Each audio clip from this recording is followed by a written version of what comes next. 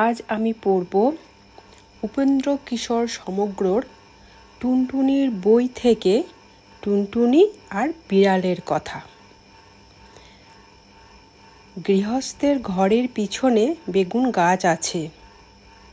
সেই বেগুন গাছের পাতা ঠোঁট দিয়ে সেলাই করে টুনটুনি পাখিটি তার বাসা বেঁধেছে।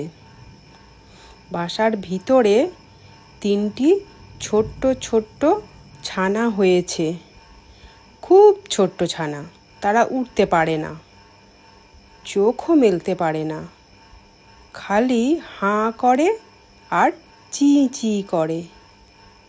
গৃহস্থের বিড়ালটা ভারী দুষ্টু। সে খালি ভাবে টুনটুনির ছানা খাবো। একদিন সে বেগুন গাছের তলায় এসে বললে, কি করছিস লা টুনটুনি? টুনটুনি তার মাথায় হেঁট করে বেগুন গাছের ডালে ঠেকিয়ে বললে, প্রণাম হই মহারানী। তাতে বিড়ালিনী ভারী খুশি হয়ে চলে গেল। এমনি সে রোজ আসে। রোজ টুনটুনি তাকে প্রণাম করে আর মহারানী বলে, আর সে খুশি হয়ে চলে যায়।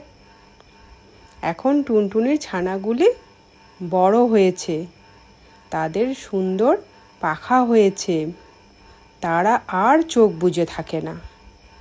তা দেখে টুনটুনি তাদের বললে, বাছা, তোরা উঠতে পারবি? ছানারা বললে, হ্যাঁ মা, পারবো।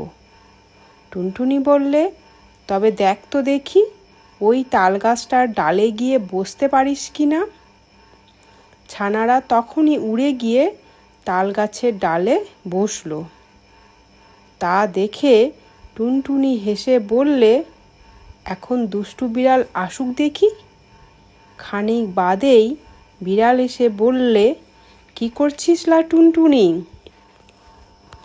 তখন টুনটুনি পা উঁচিয়ে তাকে লাথি দেখিয়ে বলল, দূর হ লক্ষ্মী ছাড়ি বিড়ালিনী, বলেই সে ফুরুক করে উড়ে পালালো। দুষ্টু বিড়াল দাঁত খিচিয়ে লাফিয়ে গাছে উঠে টুনটুনিকেও ধরতে পারল না, ছানাও খেতে পেল না। খালি বেগুন কাটার খোঁচা খেয়ে নাখাল হয়ে ঘরে ফিরল।